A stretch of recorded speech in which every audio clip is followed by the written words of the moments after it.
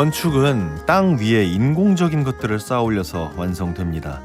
그런데 어떤 건축가들은 지역의 환경과 돌, 바람, 흙, 빛과 어둠을 이용해 자연에 스며드는 건축을 지향하는데요. 오늘 모실 분은 자연의 본질에 집중하는 건축가입니다.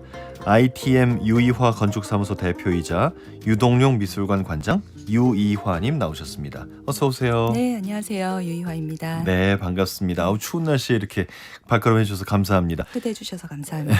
2026년 어떻게 시작하고 계십니까? 뭐 여러 가지 정리도 하면서 사실 페지에서 그 전시를 진행을 하고 있기 때문에 사실 바쁘게 지내고 있습니다. 네. 전시 자주 왔다 갔다 하고 계십니까? 네, 그래도 또 많은 분들이 오고 계시니까요. 네. 네. 그러시군요. 서울 한남동에 있는 페즈에서 이제 1월 22일까지 전시를 하고 있고요. 바람의 건축. 부제가 이타미준과 유이화의 바람이 남긴 호흡입니다. 이번 전시는 어떤 전시인가요? 아무래도 페즈라는 공간이 제가 설계한 건축이다 보니까 저희 클라이언트 분께서 1주년 되는 기념으로 전시를 인바이트 해 주셨어요.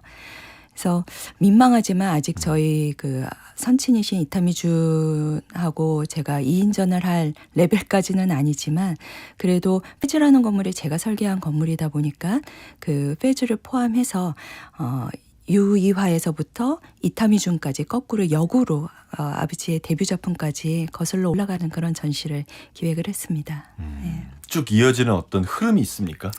아무래도 제가 이타미준 건축가와 호흡을 맞춘 게 2001년 포도호텔 감리 때부터거든요. 네. 그리고 2011년에 타계하셨고 그리고 또 쭉 저도 설계사무소를 그대로 운영을 하고 있다 보니까 아버지의 말년의 작품들을 제가 함께 했었어요. 10년 동안을. 그때 완성하게 포도호텔을 포함해서 제주도에 있는 여러 대표 작품들을 함께 했었죠. 그러다 보니까 제가 개소 일에 처음 시작을 또 아버지와 했었고 또 아버지의 또 말년의 작품을 제가 또 함께 했었기 때문에 아무래도 크로스오버 되는 지점이 있죠. 네, 그런 의미에서 또 같이 흐름을 담아보고자 전시 기획을 해봤습니다.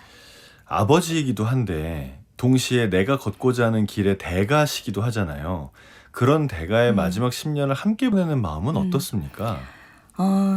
물론 아버지이기도 했지만 제가 너무나 존경하는 건축가셨고요. 아마 제가 같은 건축의 길을 걸어가고 있다고 하더라도 제가 아마 존경하지 않았다면 저는 존경하는 그 누구한가한테 갔겠죠. 그런 부분에 있어서 저는 굉장히 럭키라고 생각하고 또 존경하는 스승이자 건축가신 이타미준의 말년에 작품들을 함께 할 수 있었다라는 건 굉장한 럭키라고 생각을 합니다. 네. 이 전시 공간인 페즈, 이 공간이 이제 직접 건축한 곳이잖아요. 네. 설계한 곳이고. 네. 여기는 어떤 생각을 많이 가지셨나요? 그러니까 처음에 이걸 해달라고 했을 때 뭐 처음에 가서 땅을 보나요? 뭐 어떻게 하나요? 먼저 땅을 보죠. 땅을 먼저 보나요? 사이트에서 처음 건축주를 뵀죠. 아, 그 땅에서. 네네. 네. 건축주와 함께 사이트를 갔을 때도 그렇고 물론 이제 사전에 저희 사무실을 먼저 오시기는 했지만 굉장히 특이하게도 보통의 건축주분들 같은 경우에는 이 땅에 몇 평 지을 수 있어요. 몇 층까지 지을 수 있어요. 어떤 용도가 가능해요. 뭐 이런 이야기들을 먼저 하실 텐데 아, 그렇죠. 네, 이 건축주분 같은 경우에는 저는 한남동에 커뮤니티 센터를 짓고 싶습니다 하시더라고요. 그래서 이게 무슨 말인가 도대체 얘기를 듣다 보니 페즈의 지금 현재 페즈가 있는 그 터에서 한 20년 이상을 사옥을 운영을 하고 계셨어요. 근데 코로나를 겪으면서 코비드 기간 동안에 재택근무라든지 이런 실험을 계속하면서 더 이상의 물리적 사옥은 필요가 없다. 필요에 따라서 해처모여할 수 있는 회의실만 있으면 된다 생각을 하시고 어떻게 보면은 회사 입장에서는 하나의 사업을 더 확장하신 거죠. 그래서 공간을 매개로 하는 어떤 플랫폼 사업, 문화 기획 사업을 더 확장을 하시면서 복합 문화 공간을 만드셨어요. 그래서 그런 부분에 있어서 커뮤니티 센터라는 의미는 아무나 그냥 한남동에 계시는 걸어가다가 그냥 편하게 들어올 수 있는 그런 공간이었으면 좋겠다라는 생각으로 커뮤니티 센터라는 표현을 하신 거고요. 그래서 사실은 지금은 뭐 전시기획을 통해서 전시가 열리고 있지만 평상시에도 항상 오픈이 되어 있는 공간입니다. 네. 평상시에도 오픈을 했고 전시에 찾아오는 사람이 아니라 그냥 걸어가다가 지나가는 사람이 들어올 수 있는 공간. 네. 그래서 그 안에서 사람과 사람이 서로 만나고 섞이고 하는 그런 걸 추구하신 겁니까? 그렇습니다. 그래서 사실 그 페즈의 형태를 보면은 그 골목, 굉장히 작은 골목을 따라서 가다 보면 의외의 공간을 마주하는데 그게 보통은 물리적으로 꽉 찬 건물이 파사드 형태로 그냥 다 그 거리의 풍경을 만들면서 가는데 갑자기 빈 공간이 나타나요. 우리는 이제 건축에서는 보이드 공간이라고 하는데 오히려 기능으로 채우기보다는 어떤 그 관계들의 만남, 사람들의 만남, 그리고 거기서 일어나는 어떤 그 이벤트들로 거꾸로 채워지는 공간이었으면 좋겠다라는 생각으로 그렇게 큰 보이드 공간을 만들었거든요. 그러다 보니까 지나가는 분들도 이게 뭐지? 하는 어떤 느낌표 같은 그런 역할을 내고 있지 않은가라고 생각이 들고요. 지금 뭐 추워서 안 하고 계시기는 하지만 봄부터 다시 또 시작을 하시겠죠. 그 보이드 공간에서는 항상 주말마다 음악회도 하시고 버스킹도 항상 있고 그리고 영화도 상영이 되고 해서 많은 분들이 정말 편하게 릴렉스하면서 그 공간을 즐기고 계세요. 네. 뭐가 있어서 시선을 잡는 게 아니라 뭐가 없어서 시선을 잡아끄는 네. 그런 공간이군요. 네, 그렇습니다.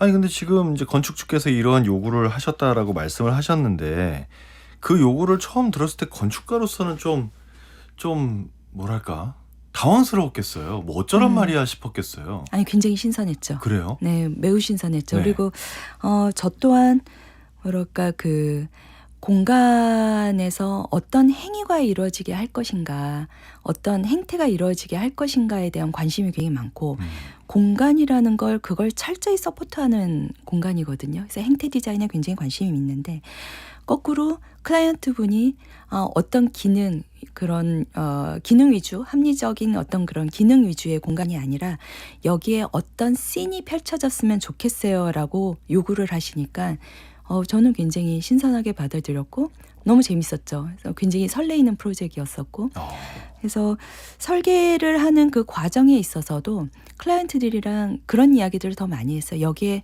뭔가 편하게 앉았으면 좋겠다. 그리고 때로는 누워있는 사람도 있었으면 좋겠다.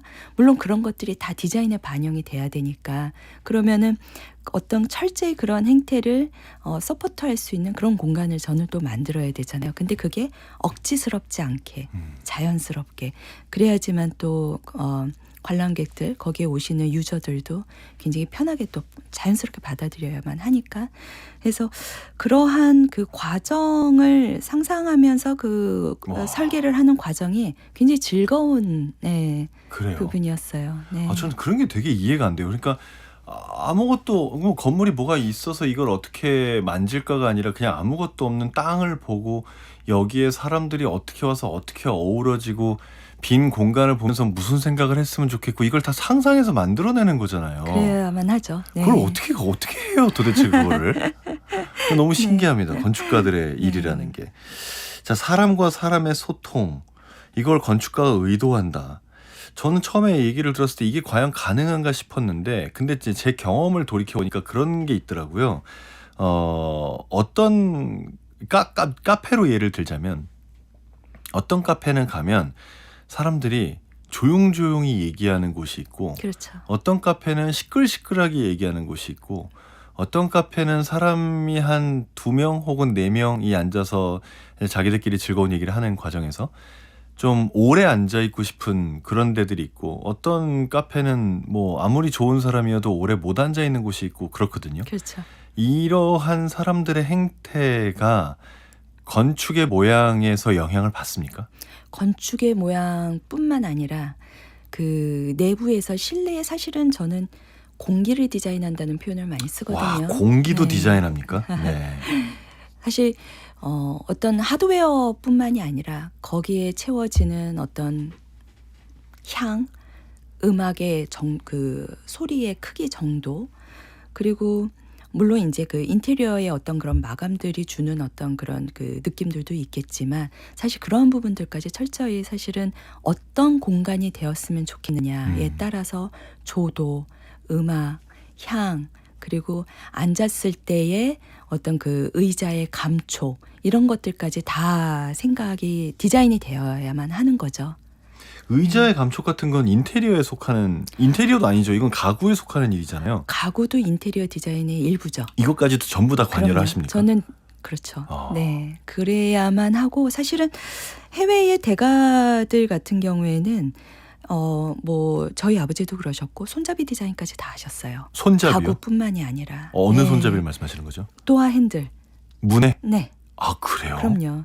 그래서 내 공간은 내 디자인으로 철저히 의도된 대로 디자인을 완벽하게 만들고 싶다라는 디자이너의 욕심인 거죠. 그래서 건축, 인테리어를 나누는 것 자체가 저는 사실은 그것도 굉장히 이상하다라는 생각을 했었어요. 우리나라는 그렇게 하고 있죠. 네. 네. 그좀 많은 부분 이제 그 경계가 허물어지고 있기는 한데, 네네. 대가들이 의자 디자인을 하는 경우는 굉장히 많이 흔하게 볼 수 있어요. 그래요? 네, 네, 문 손잡이는요. 네. 뭐가 어떻게 다른가요? 감촉도 저는 있고. 저는 네. 진짜 그런 감각이 없어서 잘 모르거든요. 예를 들면 이제 저희 라디오 스튜디오 네. 저 보시면 저 방음을 위한 저 쇠몽댕이가 달려 네. 있잖아요, 문에. 네, 네. 저러면 어떤 느낌이 드나요? 그러니까 예를 들자면 그런 거 있죠. 사람이 그 패션 코디를 다 하잖아요. 네. 예를 들어 뭐 수트 안에 어떤 그 장신구를 매치를 할까, 귀걸이는 어떻게 뭐 다이아몬드를 할지, 금을 할지, 은을 할지, 뭐 그것도 다 코디의 하나잖아요. 네. 그렇게 생각하시면 좋을 것 같아요. 네. 아, 그래요. 옷으로 얘기하시니까 저는 이제 옷을 좋아하는 사람으로서 네. 그래 당연히 신경 써야지라는 그렇죠. 생각이 들면서도 또 당연히 신경 한편으로는 써야 되는 네, 거죠. 네. 건축에서는 그게 어떻게 달라지는 거지 이게 잘 이해가 안 돼서 궁금하기도 하고 네. 그렇습니다. 네. 다시 이제 바람의 건축 이야기로 좀 돌아가면 시간 역순으로 이제 구성을 해놓으셨어요. 네. 2020년에 건축가 유이화 여기서부터 시작을 해서 2020년은 건축가 이타미준과 유이화, 그리고 1990년부터 1970년까지는 건축가 이타미준, 그리고 이 모든 시간을 넘은 바람의 건축 이렇게 돼 있습니다. 네. 이렇게 구성한 이유가 있으신가요? 아무래도 페즈라는 건물이 제가 설계한 건물이다 보니까 관람객들이 제 작품부터 처음 접하잖아요. 그래서 그러면은 페즈에서부터 역순으로 한번 가보자라고 생각을 했죠. 그리고 29점의 그 작품들이 전시가 되고 있는데요.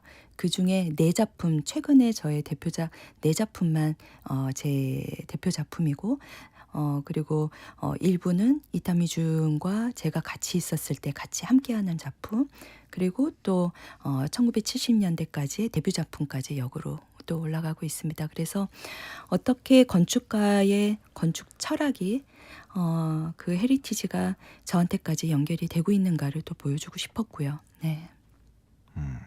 연결됩니까? 누구나 영향을 받는 스승들이 있잖아요. 당연히 영향을 받았겠죠. 저도. 그 아버지가 했던 여러 가지 얘기나 생각이나 이런 것 중에 뭐 저런 것까지 신경 쓰나 하는 건 없었나요? 이건 좀 과하다. 한 개도 없었어요. 그래요? 사실은. 왜냐면 그 매 순간순간이 저한테는 다 배움이었고, 예, 그리고 감탄이었기 때문에 뭐 이렇게까지의, 그러니까 적어도 네, 작품을 하는 거와 관련돼서는 그런 거는 없었어요. 네. 네. 오히려 이런 것까지 신경 써야 하는구나. 디자이너는, 네, 건축가는. 아까 이야기한 뭐 도화 손잡이까지도 그러니까요. 네, 건물 공간의 일부이니까. 네. 저는 의자 같은 가구 신경 쓰는 거는 진짜 생각도 못 해봤습니다. 가구는 정말 뭐 어떻게 보면 취향에 따라 좀 바꾸도 하고 그럴 수 있다고 생각했는데 그것조차 전부 건축의 일부로 봐야 된다라고는 생각을 안 해봤는데 생각해보니까 당연하네요. 네. 1510님께서 문 손잡이까지 신경 쓰신다니 대가의 섬세함이 느껴집니다. 저도 문 손잡이 감촉이 어떻게 다를까 궁금하네요. 라고 하셨습니다. 자, 두 분의 건축 철학은 어떤 점이 같고 어떤 점이 차이가 있나요? 같고 다르다라고 이렇게 딱 사실 나누기가 쉽지는 않고요. 어렵죠. 그리고 제가 건축가 이타미준을 존경한 거는 그분의 철학을 존경해서 같이 한 부분이 있었으니까 누구나 존경하는 사람을 또 닮고 싶어 하잖아요. 당연하죠. 네. 네, 그래서 건축가 이타미준이 건축을 대하는 태도, 그리고 자연을 대하는 태도, 그리고 그 건축가로서 겸손한 자세를 가지고 대지를 대해야 한다라는 그런 철학, 이런 부분들을 굉장히 저는 추앙했습니다. 네. 그런 게 있다 보니까 저 또한 당연히 그 태도를 닮으려고 노력을 했고, 네. 저도 물론 이제 항상 건축가가 자연 속의 작품만 하는 것이 아니라 페즈처럼 도심 속의 작품도 할 수 있겠지만, 어떻게 이 대지가 가지고 있는 갖고 있었던 그런 풍토라든지 문맥이라든지 이런 것들을 의식하면서 할 수 있을까를 늘 고민을 하죠. 그런 부분에 있어서는 아버지의 철학을 닮으려고 노력을 지금도 하고 있습니다. 네. 그 이타미준 선생님께서는 작품을 통해서 사회적 메시지를 전달하려고 하셨다고 하던데 이건 어떤 의미인가요? 아마 그 부분 때문에 그러신 것 같은데, 사실 이타미준이라는 건축가는 일본 동경에서 주로 활동을 하셨었고요. 동경에서 또 개소를 하셨죠. 80년대의 일본은 그 시대 상황을 또 함께 봐주셔야 되는데, 사실 미국보다도 더 잘 살 때였어요. 그럴 때가 있었죠. 네, 네. 굉장히 호황을 누리고 있을 때였어서 그때 이런 이야기를 하셨어요. 제일 합리주의, 기능주의에 사로잡혀 화려함만 쫓는 지금의 현대 건축의 방향은 맞지 않다. 그리고 제가 가장 좋아하는 아버지의 말 중에 지금의 현대 건축에 결핍되어 있는 무엇인가가 있다면 그거는 야성미와 인간의 온기다. 이런 이야기를 남기셨거든요.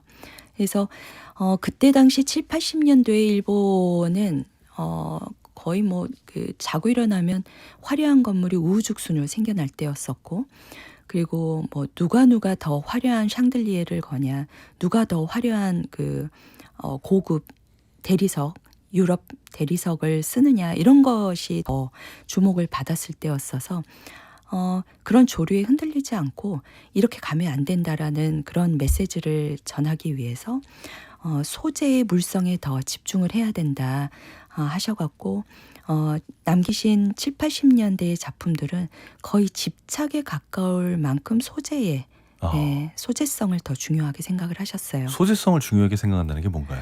예를 들자면 돌 자체가 가지고 있는 야성미를 보여준다라든지, 그래서 한 예로 80년대의 각인의 탑이라고 그 작품 하나는 석재상의 각인의 탑이요? 각인의 탑. 각인의 탑. 네, 프로젝트 이름이 각인의 탑이고요. 네.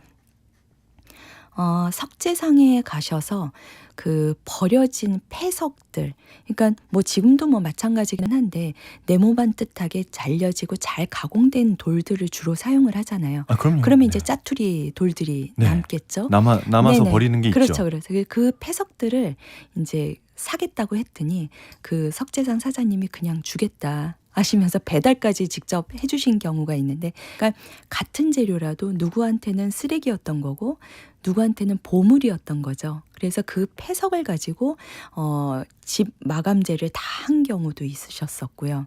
네, 그래서 그게 그러니까 폐석이지만 돌 자체가 가지고 있는 그 야성미를, 그 거친 돌로서 그 따뜻함과 야성미를 보여주고자 하셨던 거예요. 건축을 통해서. 네. 이게 진짜 어려운 얘기인 것 같긴 한 게, 저는 일단 두 가지 생각이 드는 게, 건축주가 원하지 않으면 또 할 수 없는 거 아니냐, 이런 생각이 하나 그렇습니다. 들고요. 또 하나는 저희가 예술이라는 게 항상 남겨지는 시간이 있지 않습니까? 네. 근데 그 남겨지는 시간이라는 거에 대해서 가장 긴 것 중에 하나가 건축이잖아요. 건축은 1, 2년 얘기하고 마는 게 아니지 않습니까? 그러니까 내가 지금 주장하고자 하는 바가 10년, 20년 후에도 말이 되는 얘기여야 될 거 아니에요. 그렇죠. 그러니까 그런 게 전 진짜 힘든 것 같아요. 그래서 제가 더 또 그 아버지가 존경스러운 부분이 있다면 항상 이런 얘기를 하셨어요. 그 지역의 그 자체에 그 땅이 가지고 있는 그 문맥, 풍토에 뿌리를 내리고 열매로서의 건축을 한다면 아무리 시간이 지나도 현재성을 획득할 수 있다라는 얘기를 하셨었거든요. 제가 사실은 어렸을 때부터 저희 아버지께서 한국말이 서투르시기 때문에 아버지를 모시고 뭐 인터뷰 자료에도 가서 숱하게 이 말을 제가 통역을 해드리고 네. 전달을 했었었거든요. 아, 정말 그러셨겠네요. 네. 네. 그럼에도 불구하고 앵무새처럼 떠들던 이 센텐스를, 이 문장을 저도 진짜 비로소 깨달은 게 10년이 안 돼요. 돌아가신 다음에 깨달았어요? 네. 아, 그래요? 너무 안타깝게도. 네, 아버지 계실 때 제가 아버지가 말씀하셨던 게 이런 말이었군요 라고 말씀을 드렸다면 너무 행복해 하셨을 텐데, 제가 어느 순간 깨달았냐면 포도호텔을 어느 날 갔어요. 뭐 커피를 한잔 하러 지인하고 갔어요. 그게 2001년도에 완공한 거니까 네. 벌써 20년이 지났죠. 지났잖아요. 네. 근데 20대의 20, 30대의 친구들이 거기서 이제 비싸니까 뭐 우동 한 그릇 먹고 사진 찍어서 그냥 SNS. 아니면은 그냥 밖에서 그만 사진 네. 찍더라도 인증샷을 SNS에 올리고 뭐 이런 모습들을 지금 명소가 됐죠. 아주. 그렇죠. 여전히 네. 20년이 지나도 핫플로 남아 있거든요. 아, 아버지 말이 이 말이었구나. 그러니까 그 지역의 그 문맥에 그 풍토에 뿌리를 내리고 그 에센스를 추출해서 건물에 삽입을 시킨 건물이어야지만, 시간이 아무리 지나도 아마 포도호텔은 유행을 쫓는 그런 건물이 아니기 때문에 아니죠. 20, 30년이 지나더라도 물론 건물은 노후가 되겠지만 잘 관리만 된다면 20, 30년이 지나더라도 그 시대의 20, 30대들한테까지도 현재성을 지닐 수 있겠구나, 설득력을 가질 수 있는 건물이 되겠구나라는 생각이 들면서 제가 그때 그 순간 무릎을 쳤죠. 네. 그러니까 저는 이게 대단한 게, 결국은 내 말이 20년이 지나야 증명이 된다는 얘기잖아요. 20년이 지나야 증명이 되는 건데 나는 지금 그걸 주장하고 그거를 바탕으로 무언가를 만들기까지 해야 돼요. 근데 20년 후에 만약에 증명이 안 되면 내가 말한 건 다 틀린 거예요. 그러니까 이게 얼마나 부담이냐 이거죠. 그렇죠. 저는 그런 그 대단하게 네. 느껴집니다. 그래서 건축가가 사회적 책임이 크죠. 네. 자, 오늘 우리 유희아 관장님께서 책 선물을 가져오셨습니다. 2025년 9월에 출간된 책이에요. 이타미준 나의 건축. 이타미준 선생께서 생전에 집필하셨고 유희아 관장께서 엮으셨는데요. 이타미준 건축가의 삶과 건축 세계를 총망라해서 만날 수 있는 이 책입니다. 이타미준 나의 건축. 청취자 3분 선정해서 드리겠습니다. 짧은 문자 50원, 긴 문자 100원에 유료 문자 샵 0302. 네, 정보 이용료 있습니다. 자, 이제 어렸을 때부터 아버지를 따라서 건축 현장을 누비셨고, 건축가가 된 이후에는 파트너로서 함께 하셨고, 감리도 보셨고, 인터뷰 따라다니면서 통역도 하셨고, 진짜 정말 지근거리에서 많은 걸 흡수했다면 흡수할 수 있었는데, 근데 아버지로서는 이 두 가지를 나눠서 생각하셨을 것 같아요. 내가 아버지로서 딸에게 줄 수 있는 것과 선배 건축가로서 후배 건축가에게 남겨줘야 되는 것. 무엇을 강조하셨나요? 저희 아버지는 한 번도 건축이 이래야 된다라고 이야기를 하신 적이 없어요. 마치 이렇게 스승이 제자 가르치듯이 뭐 그런 적은 없으시고, 항상 저는 아버지한테 배운 거라고는, 물론 아버지의 철학을 지근해서 항상 가까운 거리에서 이제 보면서 흡수한 것도 있겠지만, 건축을 대하는 태도, 임하는 자세, 그게 가장 크다고 생각을 하거든요. 누구보다도 그 본인 작품에 집중하실 때는 누구보다도 열정적이셨고, 뭐 어디 출장을 가더라도 현장을 가더라도 젊은 스태프들이 쫓아가질 못했어요. 그만큼 열정적이셨다는 거죠. 그래서 그런 부분들을 굉장히 많이 배웠고, 그리고 아름답게 삶을 사는 자세, 아름답게 살려고 노력하는 자세, 그런 것들이 저한테는 굉장한 영향이었어요. 그래서 이런 얘기를 하셨거든요. 디자이너는 아름답게 살 의무가 있다. 왜냐하면 디자인이라는 거는 신체에서 나오는 행위이기 때문에 내가 누구를 만나고 무슨 책을 읽고 그리고 무슨 음식을 먹고 어디에 살고 있는지가 그 신체를 통한 결과물로서 나올 수밖에는 없다. 그래서 항상 아름답게 살려고 노력을 해야만 한다라고 이야기를 하셨어요. 그거는 돈이 있고 없고의 문제가 아니잖아요. 그래서 어떤 이런 이야기도 또 많이 하셨죠. 정신적 사치를 누릴 수 있어야만 한다. 예를 들자면 본인 학생 때 이야기를 하시면서 포켓 안에 호주머니 안에 500행이 있었다. 500행이 있었는데 이 500 너무 배가 고파서 이 500행이면 정말 맛있는 식사 한 끼를 사 먹을 수 있는데 내가 식사를 사 먹을 거냐 아니면 정말 멋진 아주 잘 디자인이 된 좋은 공간에 가서 커피 한 잔을 사 먹을 거냐 고민을 하다가 나는 커피를 사 먹으러 갔다 이 이야기를 하시더라고요. 그래서 그런 선택의 문제인 건 거죠. 그래서 항상 그래서 이 저하고 함께 하는 그 모든 시간 동안은 그런 이야기를 더 많이 하셨어요. 네. 정신적 사치, 배를 채우는 것과 마음을 채우는 것, 이 두 가지 사이에서 선택했다는 얘기처럼 들리기도 합니다. 자, 오늘 유이와 대표님의 건축 이야기, 또 이타미준 선생의 건축 세계에 대해서 얘기를 나누고 있습니다. 음악 듣고 계속 얘기 이어갈게요. 양방언입니다. 트레저스.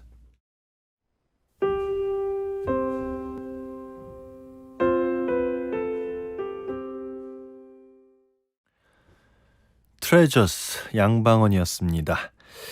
자, 오늘은 ITM 유이화 건축사무소 대표이자 유동용 미술관 관장 유이화님 함께하고 있습니다. 지금 유튜브에서 한석준의 문화시대 검색하시면 보이는 라디오 시청 감사합니다. 네, 같이 하실 수 있습니다. 9820님 너무 감사하고 재밌게 듣고 있습니다. 전 패션 디자이너입니다. 평소 이타미준 선생님과 유이화 선생님 이야기 관심 많았습니다. 오늘 반갑습니다. 2811님 오늘 방송 잘 듣고 있습니다. 패스 아무 때나 가도 된다니 한남동 가면 또 갈게요 라고 남겨주셨습니다. 관장님께서 오늘 책 선물 마련해 주셨어요. 2025년 9월에 출간된 이타미준 나의 건축, 이타미준 건축가의 삶과 건축 세계를 총망라해서 만날 수 있는 책입니다.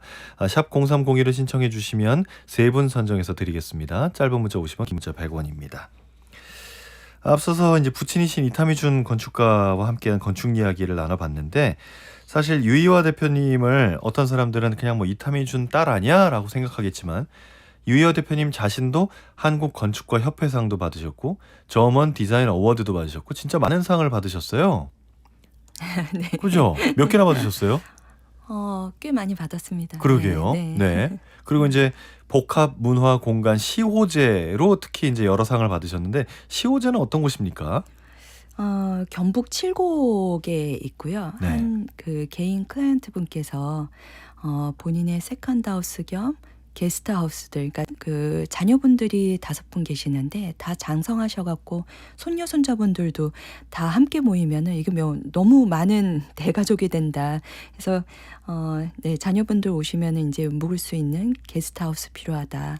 그리고 또 소장품들도 좀 있으셔서 보관도 하면서 손님들한테 이렇게 보여줄 수 있는 작은 갤러리 공간이 있었으면 좋겠다 하셔갖고 만든 공간입니다. 네. 네. 이때는 좀 추구하신 바가 있었습니까? 사실은 그 시호제를 만들었을 때는 지금처럼 많은 분들이 그렇게 많이 오실 줄 몰랐어요. 사실 지금 완전 명소됐잖아요. 거의 네, 그 동네가 들썩일 만큼 거의 아무것도 인플라가 없는 데거든요. 뭐 네. 동대구역에서부터도 차로 대중교통이 있는 것도 아니고 동대구역에서부터도 1시간, 김천구미역에서부터도 약 한 50분 정도 차로 가야지만 만날 수 있는 공간인데 너무 많은 분들이 찾아주셔서 사실 건축주도 그렇고 저도 깜짝 놀랐어요. 네, 그래서 그걸 보고 느낀 거는 정말 건축이 이제는 컨텐츠가 되는 시대가 왔구나라고 생각을 했고, 지금은 거의 카페 명소로 네, 운영이 되고 있죠. 근데 지금 말씀하신 대로 건축이 컨텐츠가 되는 시대는 맞는데, 여전히 건축이 컨텐츠가 되는 정도의 건축은 또 그렇게 흔하지 않는 것 같아요. 그러면 역으로 여쭤보자면 네. 시호제인 경우에는 시호제 이 작품으로만 상을 많이 받으셨으니까 이 작품으로도 그럼 이 작품은 뭐가 좋아서 상을 받았고 또 어떤 점 때문에 사람이 모일까요? 그냥 단순히 컨텐츠가 좋다는 거 말고 그 건축가 입장에서는 내가 이거를 만들 때 뭘 신경을 썼는데 그게 사람들한테 어떻게 먹힌 것 같다 이런 생각 있지 않습니까? 뭐 이제 먹히려고 디자인한 거는 아니지만, 당연하죠, 당연하죠. 네. 제가 사이트를 갔을 때는 굉장히 그 부정형적인 그 형태의 사이트였어요. 그게 무슨 말이죠? 그러니까 네모나지 않은 거죠. 아 그래요? 네. 별 모양이었나요? 뭐 이렇게 꺾이고 뭐 세모나고 막 좀 그랬어요. 네네. 그래서 그 사이트에 갔을 때 그 원경의 팔공상자락의 그 흐름이 굉장히 그 강한 에너지를 저는 느꼈거든요. 그래서 정말 이 에너제틱한 그 원경에 있는 이 팔곤산의 풍경을 어떻게 내가 끌어들일 수가 있을까를 고민을 했고, 근데 바로 근경 그 대지 주변으로는 네. 요즘 뭐 흔히 시골에서 볼 수 있는 풍경이긴 하지만 파란색 슬레이트, 오렌지색 슬레이트 지붕들이 막 있었어요. 그래서 너무 이게 부조화스러웠던 거죠. 눈에 좀 안 들어왔으면 싶죠. 그렇죠. 네. 그래서 고민을 하다가 그럼 내가 철저히 내가 취하고 싶은 풍경만 가지고 오자라고 생각을 했고, 그래서 결국에는 건축으로 담을 쳤어요. 건축으로 담을 친 거고, 그리고 긴 동선을 만들면서 그 사이트 안으로 들어갔을 때는 제가 건축으로 담을 쳤기 때문에 그 근경에 파란색, 빨간색 지붕이 안 보이고, 그래서 결국에는 그 풍경은 제가 트리밍은 한 거고요. 그러네요. 그리고 저 원경에 팔공산 자락만 끌어들어올 수 있게. 그리고 그러면서 가운데 공간은 제주도에 계신 김봉찬 조경가를 인바이트를 해서, 제주에 조경하면 가장 그 자연주의 정원이 컨셉이거든요. 그래서 정말 오래전부터 있었던 그 정원인 듯한 그런 조경을 만들고 싶다라는 생각으로 김봉찬 조경가를 인바이트해서 가운데 조경을 만들었죠. 그래서 그 공간에 들어가면 조경, 정원과 그리고 근경의 정원과 원경의 팔공산 자락만 보이게 하고 싶었어요. 네. 그럼 조경과 팔공산 자락이 이어지는 개념인가요? 그러니까 자연을 근경과 원경의 자연만 보게 하기 위함이었고요. 네. 그래서 시호제는 온통 검은 색깔이에요. 저희가 마감을 그냥 그 노출 콘크리트에다가 다른 마감을 안 쓰고, 왜냐하면 마감 자체도 방해를 주고 싶지 않았기 때문에 그냥 주연이 자연이고 조연으로서의 건축을 하고 싶었습니다. 그래서 마감이 안 된 노출 콘크리트에 검은색 칠을 했어요. 그래서 저희가 이렇게 저 원경의 산을 보면은 저 깊은 색깔이 가장 어둡잖아요. 그 어두운 색깔을 배경 색깔로 쓰면서 사시사철 변하는 자연이 주인공이었으면 했던 거죠. 그래서 철저히 건축은 조연으로서만 역할을 하게 하고 싶다라는 게 의도였습니다. 그렇군요. 네. 자, 이런 의도가 있고 의도를 얼마나 잘 반영했나 두 가지를 같이 봐야 될 것 같은데, 다른 건축물 하나 또 얘기할게요. 대표적인 것 중에 하나가 또 2022년 12월에 개관한 제주에 있는 유동용 미술관. 여기는 어떤 공간입니까? 저 여기 갈 때마다 못 갔어요. 아이고, 네. 보셔야죠. 네. 그 유동용 미술관은 저희 아버지 한국 본명이 유동력동자의 용용자시거든요. 네네. 그래서 아버지 이름을 따서 유동용 미술관이라고 만든 거고요. 아버지를 기리기 위한 미술관입니다. 그래서 철저히 이 공간은 이타미준이라는 건축가의 건축 철학을 의식하면서 만든 미술관이에요. 건축가 유이화가 앞에 나서기보다는 이타미준의 철학을 담아야만 하는 그릇이었기 때문에 아버지를 의식하면서 설계를 했죠. 네.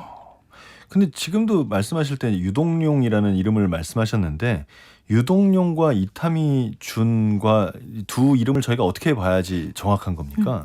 이타미준이라는 이름은 어디까지나 예명이시고요. 이게 예명인가요? 예명입니다. 작가명. 그래요? 네. 네. 그리고 마지막까지 귀화를 안 하셨어요. 그래서 한국 국적을 유지를 하고 계셨고요. 그래서 본명은 유동력동자의 용용자십니다. 네. 일본에서 이 정도 크게 사업 성공하신 분들 가운데는 귀화를 안 하면 좀 불편한 점이 불이익을 그렇죠. 좀 많이 주지 않습니까? 일본 많죠. 사회가? 네, 많이 있죠. 근데 저희 저 조부모님들께서 네. 1910년대, 그러니까 일제시대 때 일본을 넘어가셨거든요. 네. 근데 뭐 그 시대에 넘어간 한국 분들은 정말 온갖 험한 일들 다 아유, 하셨죠. 그럼요. 뭐 정말 사람 취급도 못 받는 시대였었으니까. 그래서 일본 사람들이 기피하는 정말 뭐 똥바가지 푸는 일에서부터 그 험한 일을 하시면서 거기서 팔남매를 키우셨어요. 팔남매를 키우셨는데 그러면서도 한국인이라는 자긍심을 항상 잃지 말아라라는 그런 교육을 저희 할아버지께서 하셨거든요. 그래서 정말 내 눈에 흙이 들어가기 전에는 귀화 안 되고 내 눈에 흙이 들어가기 전에는 일본 여자와의 결혼은 절대 안 된다. 뭐 이런 이야기를 덕분에 제가 태어났죠. 네. 그래서 네, 뭐 그런 교육을 받으셨고 뭐 집에 불이 나더라도 족보만큼은 가슴에 지니고 다른 건 다 버려도 족보만큼은 몸에 지니고 있어라. 그런 교육을 시키셨던 조부모님이셨거든요. 그래서 뭐 귀화는 뭐 생각도 못 하셨죠. 네. 그렇기 때문에 더 이제 경계인으로서 살아가는 삶을 그러니까 이거 선택했다고 말할 수는 없을 수도 있겠군요. 그렇죠. 어쨌건 네. 경계인의 상태에 오래 계셨을 수밖에 없을 텐데 네. 지금 유동육 미술관에서 전시 중인 전시가 제목이 미묘하게 열린 어둠 네. 안에서 이타미 준입니다. 네. 이러한 아버지의 삶이 더 잘 드러나는 그런 전시입니까? 먹의 집이라는 공간은 일본의 이타미준 설계사무소를 최초 개소했을 때 그때의 작품 이름이 먹의 집입니다. 먹의 집. 네. 그래서 그때 먹의 집을 발표를 하시면서 이건 마치 나의 공간을 어떤 미묘하게 열린 검은 상자라는 표현을 하셨어요. 그래서 언제나 밝음과 어둠 사이에 있고 긍정과 부정 사이로 오가면서 늘 어렴풋이 빛을 추구하는 나의 공간, 이런 비유를 많이 하셨거든요. 그러니까 그게 경계인으로서의 많은 갈등을 보여주는 문장이 아닐까 그럼요. 싶은데요. 그래서 문장에서 따와서 지금 현재 이런 전시 제목을 미묘하게 열린 어둠 안에서라는 전시 제목으로 유동육 미술관에서 전시 진행 중입니다. 그렇군요. 이번 전시의 특징을 잘 보여주는 전시물 하나를 소개해 주신다면요. 아무래도 건축가 이타미준은 너무나 많은 분들이 알고 계신데 화가 이타미준은 시인 이타미준으로서는 많이 또 모르세요. 근데 정말 저희 아버지는 종합 예술인이셨거든요. 그래서 지금의 전시는 정말 글, 그리고 캘리그래피, 그리고 회화까지 건축뿐만 아니라 다 예술가 이타미준의 면모를 볼 수 있는 그런 전시라고 할 수 있겠습니다. 네. 이거는 조금 좀 생소하겠는데요. 네, 모르시는 분들한테는 그러니까요. 그림도 그리셨어라고 하실 수 있죠. 저도 지금 그 얘기 할 뻔했습니다. 네, 그림도 그리셨군요. 네. 어떤 그림을 주로 그리시나요?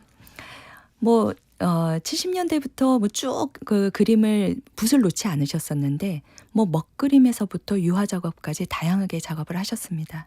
네, 근데 아크릴을 안 쓰시고 꼭 유화 작품을 하셨고, 그리고 말년에는 붓을 안 쓰시고 핑거 페인팅을 하셨어요. 그래요? 네, 재즈 들으시면서 네. 약주 한잔 하시고 나는 캠퍼스 위에서 피아노를 친다 하시면서 핑거 페인팅을 막 하셨죠. 그런 작품들이 지금 다 전시가 되고 있습니까? 네, 그렇습니다. 아이고, 알겠습니다. 꼭 가서 봐야겠다는 생각이 듭니다. 건축주와의 이제 협업을 통해서 어쨌거나 건물을 지을 거 아닙니까? 근데 그렇게 할 때 이휘화 소장님께서도 오랜 세월 동안 경험이 있으시겠지만 어느 정도 충돌하는 경우들이 생기지 않습니까? 그럴 때 어떻게 조율해 나가시나요? 일단 저희 같은 사무실을 오는 클라이언트 분들은 대부분 어느 정도 저희가 추구하는 어떤 그런 작품의 방향에 어느 정도 공감을 하시니까 오기는 하세요. 그래서 1차 필터링은 돼서 오시기는 하는데 사실 훌륭한 건축가는 훌륭한 건축주가 있어야 탄생을 할 수가 있거든요. 왜냐하면 그분들이 이게 뭐 한두 푼 드는 작업도 아니고 그분들이 그 아이디어를 사주셔야 현실화가 될 수 있는 부분이기 때문에 그래서 어떤 아이디어를 냈을 때 당연히 충돌하는 부분이 있어요. 왜냐하면 대부분의 건축주들이 일반인 분들이고 건축에 대한 이해도가 많이 높지 않다 보니까 그 공감을 일으키는 데까지 굉장히 많은 설득의 과정이 필요할 때가 있죠. 그래서 정말 수많은 모형 그리고 또 그림 뭐 투시도 이런 그 모든 그 툴을 이용을 해서 공간을 이해시키려고 노력을 하고 무엇보다 중요한 거는 어떤 미학적인 부분에서의 그 공감대를 끌어내야 되다 보니까 많은 대화가 필요합니다. 네. 건축주가 건축에 대해서 잘 모르는데 말도 안 되는 요구를 할 때도 있지 않습니까? 있죠. 네. 그러니까요. 그거 힘들 것 같아요. 불가피하게 헤어지는 경우도 있습니다. 그래서 그렇게 되면 어쩔 수 없이 헤어지기도 하는. 최선을 다하지만. 네. 네. 저는 또 인상 깊었던 부분이 이타미준 건축문화재단에서 어린이 건축학교를 네. 운영하더라고요. 네네. 어떤 걸 가르쳐주고 싶으신 건가요? 사실 이타미준 건축문화재단을 만든 이유가 대부분의 뭐 재단을 만든다 그러면은 사실 뭐 물질적인 잉여 자본이 뭐 많아서 재단을 만들지 않았나라고 생각하실 수가 있는데 저희는 물질적인 재산보다는 정신적 유산을 저희 아버지가 굉장히 많이 남겨주셨기 때문에 그 정신적 유산을 저는 저 혼자만의 것이 아니라 그걸 많이 또 알리고 싶었고 그래서 또 미술관을 만들었고 재단을 통해서 또 미술관 운영뿐만이 아니라 교육 사업을 해야겠다. 특히 지금과 같이 저소득 계층으로 갈수록 더욱더 아이들이 자연을 만날 기회가 더 없고 그리고 자연하고는 또 멀리 그러니까 접하지 못하는 그런 아이들이 또 많이 있기 때문에 자연을 통해서 회복이 필요하다고 생각을 했고 또 그러한 철학은 아이들 교육부터 시작되어야 되지 않을까라는 생각에서 어린이 건축학교를 만들었습니다. 이미 뭐 저희가 만난 초등학교 수가 뭐 4,000명이 넘어가고 있고요. 또 유네스코 인증도 받았고요. 그래서 뭐 굉장히 앞으로도 뭐 이타미준의 어떤 그런 정신, 철학을 알리기 위해서는 또 이타미준 건축학교도 열심히 또 운영을 해야 된다고 생각을 하고 있습니다. 네. 뭐 지금까지 하시는 일을 앞으로도 계속해서 쭉쭉 잘 해 나가시지 않을까 싶습니다. 2026년에는 건물 몇 개 정도 지으십니까? 네, 뭐 지금 뭐 다양한 뭐 용도의 설계 프로젝트들이 의뢰가 들어오고 있고요. 네, 뭐 열심히 하고 있습니다. 네. 2026년도에도 안전하고 멋진 그런 한 해 보내시길 기원하겠습니다. 자, 오늘은 ITM 유이화 건축사무소 대표이자 유동용 미술관 관장 유이화님 함께했습니다. 오늘 시간 내주셔서 감사합니다. 네, 감사합니다.